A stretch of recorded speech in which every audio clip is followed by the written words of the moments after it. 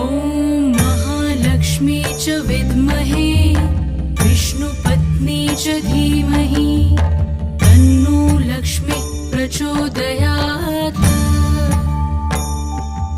ॐ महालक्ष्मी च विद्महे विष्णुपत्नी च धीमहि तन्नो लक्ष्मी प्रचोदयात्।